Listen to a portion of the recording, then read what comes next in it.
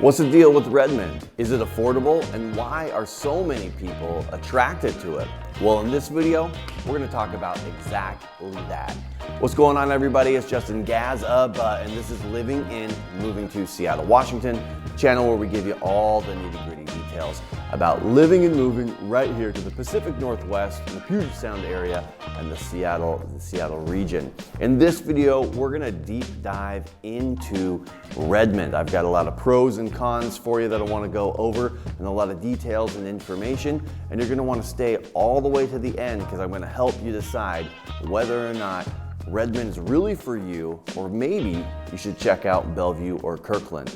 But let's get into the video right now. So when we think about Redmond, Washington, it's a city unto itself. Redmond is a city that half of it feels like it's kind of closer to Bellevue and Kirkland, and the other half of it is a little bit further east and feels more like Redmond. And the thing about Redmond is really, do you want to live closer in town, or do you want to live rural? Because it has all of that.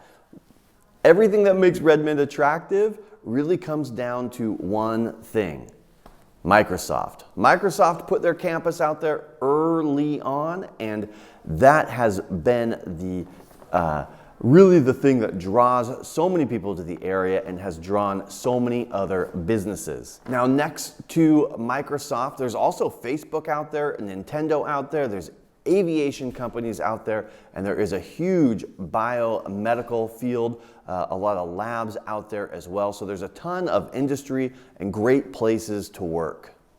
Okay, so Redmond is only 16 miles from Seattle, which 16 miles is absolutely nothing. It's very, very easy, very, very convenient and easy, but unfortunately, 16 miles doesn't really translate to 16 minutes here in the Seattle metro area. Traffic is difficult at best a lot of the time, especially going from east to west. If you're in Redmond and you need to head into Seattle, you really only have the option of taking the 520 toll bridge across Lake Washington, and that can have a lot of congestion even with the tolls. Some folks may find it that they want to drive down through Bellevue to try to avoid the tolls, but I gotta tell you, it is not worth the time and the effort. Just suck it up and take the toll. If you are working in Bellevue, Woodinville, Kirkland, Totem Lake, Bothell, you're fine. Redmond's a really, really convenient and easy place to get to any of those other cities for work. It's really, really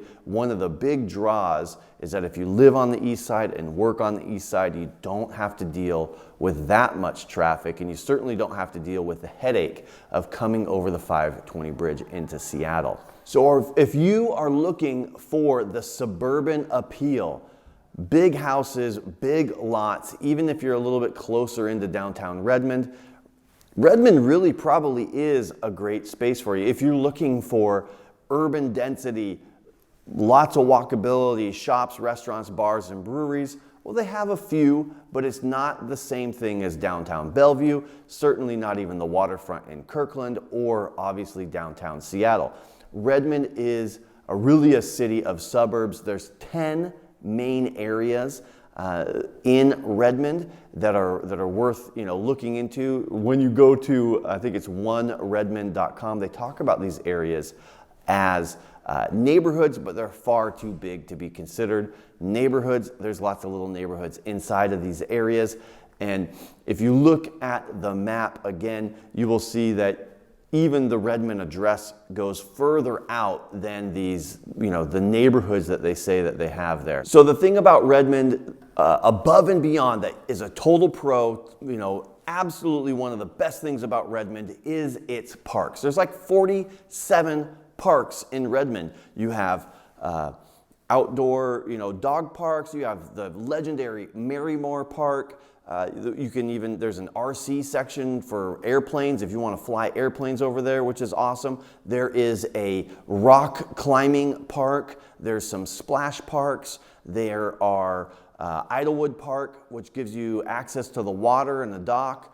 There's just so many parks. There's bicycle trails where dogs aren't allowed. It's strictly bicycles and equestrian. So if you have a horse, you can take your horse out for a walk and go for a ride that way. It's just parks, parks, parks. There's the velodrome, there's sports courts, on and on and on. Probably the number one thing insofar as a lifestyle, aside from big houses and big lots, the number one thing I think about is if you're anything like me, you want to get outside, you want to go for a jog, go for a walk, take the dog for a walk, go kayaking. Redmond has you covered. The parks out there are, they're bar none, they're fantastic parks. And so even like trying to hit all of them up would be difficult in the summer, right? If you had a goal, let's say you're like, oh, I'm gonna start a YouTube channel where I go review all the parks in Redmond. Like that's 47 parks. That's a lot of parks to do.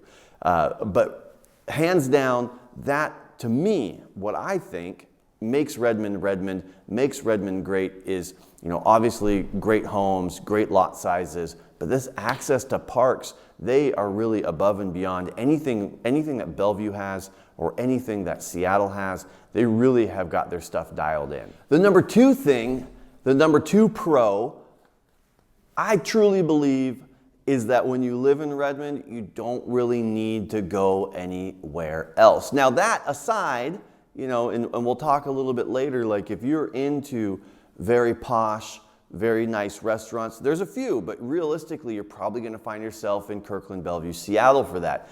But your grocery shopping, restaurants, and bars, Redmond has just enough to get you by. You really don't need to go anywhere else. Now, if you live in North Redmond, or some of the other neighborhoods, the northwest neighborhood in Redmond, which I think is Education Hill, chances are you may find yourself going to Kirkland or going to Totem Lake to do some shopping. And if you live in the Overlake neighborhood or Idlewood, that's really, really close to Bellevue. I mean, most of those people, if their address didn't tell them different, they would think they're in Bellevue. It's really, really close to Bellevue in that way. So those areas you may find yourself doing a little bit more shopping outside of Redmond, but the east side of Redmond, and when you look at a map, maybe we can bring up a map and we'll show you all the neighborhoods. Lake Washington kind of runs right into Marymore Park, and that's kind of what I'm using as a dividing line, is that,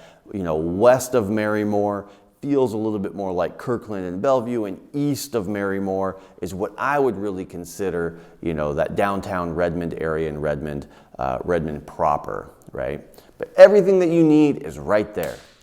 Now, one of the things I talked about early on was the size of the home. Now, Redmond is more affordable than Bellevue and Kirkland.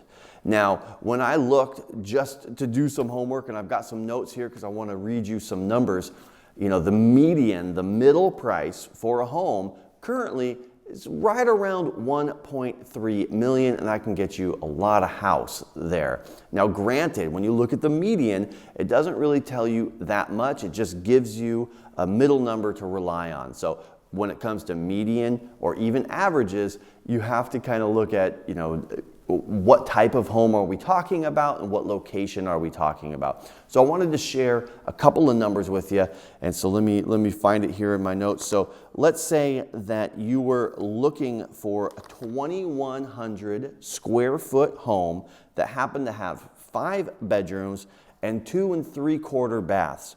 That home, you'd be able to find something like that. I just saw close, they just exchanged keys, for around $950,000 in Education Hill. So depending on when you see this video, right, the market always moves and shifts, but right now you could find that 5-bedroom home in Education Hill for $950,000. That's a pretty big home there. So there is another home that I looked up, recently closed, another 5-bedroom home. I told you there's big houses out there. 5-bedroom home, 3.5 baths, almost 4,000 square foot home. So nearly twice the size of the home in Education Hill on a 6,600 square foot lot. And that home recently sold for $2,162,500. So you can see how that median works, right? So you can see a little bit of a difference, but a beautiful home sold for just over $2 million there. Now, one last one, and granted, like I said, I got to give you the caveat, as you watch this video, like things change over time, but I want to give you some perspective of how different and the different price points you can find out in Redmond and what that might look like for you. There was an 8,000 square foot home that recently sold. It had 5 bedrooms and 6.5 bathrooms. So we're talking an 8,000 square foot home. It had a massive garage, an entertainment center. It was truly beautifully done, really nice homes. We really love to see houses like that that are very well kept, very well put together. They have cohesive, and it just feels right when you see a house like this. It's everything kind of you could hope and dream for in a very high quality build and very, very well maintained home. Now that home sat on 6 acres. So we've got 8,000 square foot home, a 6-acre lot, which is we're talking, feels more like an estate at this point. And that home recently sold for $3.7 million. So you can see the spectrum. Education Hill, 5 bedrooms, a couple of bathrooms, $950, all the way to an 8,000 square foot home for $3.7 million. Now, given that we started with the median at 1.3, that's going to take into account some of the townhomes, some of the condos, and this sort of thing. So just know that when you're looking in the area, we want to see kind of what is available and what things look like, but that's kind of what you can expect to see out there. Now, Redmond truly is one of the best mixes of living close in, but also living in the woods. There's a lot of trees, a lot of greenery. It really does have this suburban design and appeal, and it's beautiful there. That's one of the reasons it has so much attention and attracts so much attention and so much draw to the area. It's close in to Bellevue and Seattle again, and plus it has major corporations in the area. The thing that if you're considering Redmond and what you really need to decide is, do you want to live a little closer in the 98052 zip code? Or do you want to live a little bit further out in 98053? Those zip codes are really going to even show you and change a little bit about what type of property, how big your lot size is going to be, how big the house is going to be, and those factors, right? The 3 things that you can never change, or 2 things you can never change about the home that you buy is the lot size and the location. Right? So you want to make sure, if you're considering making a move out here, put my real estate hat on, you want to make sure that you buy a house that's going to fit your lifestyle because it's in the right neighborhood. It's going to give you the opportunities to live your life, give you the access to the parks, access to work that you're really looking for, because you can never change that location, right? Unless you go out and make a move and buy another house. The other thing is you can never change that lot size. So if you're thinking about what it's like to live with neighbors close by versus, neighbors further away, tucked into trees, those are the things to consider. Now, one of the biggest pros, because Redmond is it's so funny, Redmond really is a great area to live, and it has some of the best schools in Washington State. So in Redmond, you're going to be either part of the Lake Washington School District or the North Shore School District. Both districts have award-winning schools. They really are some of the best, 8, 9, 10 out of 10 schools in the area. I think in one of my other videos, I even mentioned that there is a Tesla STEM school in Redmond that gets the highest marks and highest ratings. You'll want to check out that video to see what I have to say about that STEM school.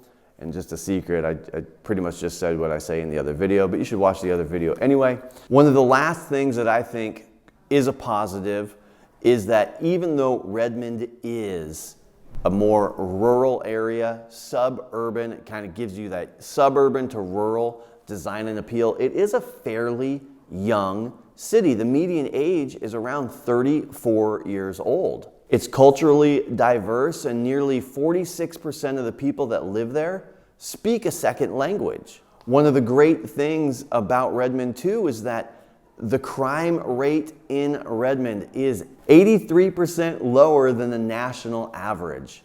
So it's a really, really great area to be in. And last, the real kicker, they are known as the bicycle capital of the world, with bicycle trails, forward thinking on bike commuting, and the velodrome right there. Everything that you could wish or hope for if you're a cyclist is right there in Redmond, Washington. So those are the top things that we would align and say that are the pros of the area.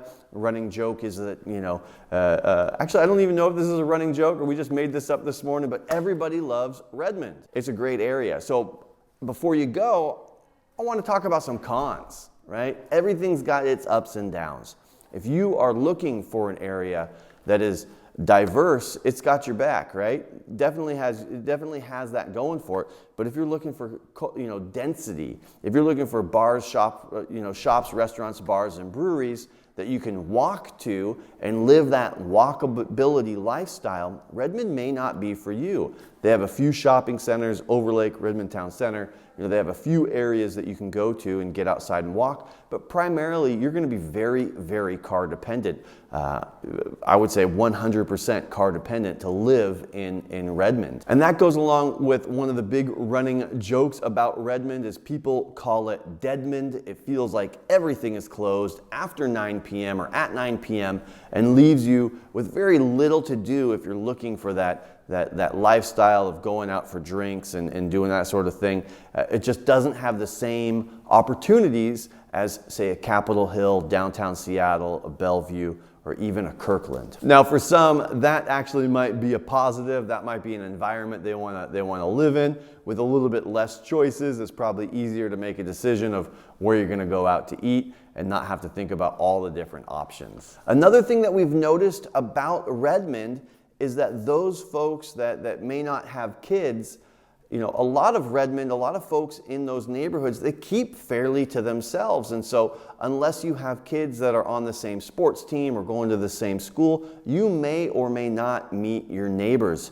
And so what I tell everyone, and it's, the Seattle freeze knows no bounds here in the Puget Sound, something that we joke about all the time, but I always tell folks, especially if they're from out of town or especially if they are just making that move for the first time, do yourself a favor, make some cookies, make some muffins, and deliver them to your neighbors and introduce yourself.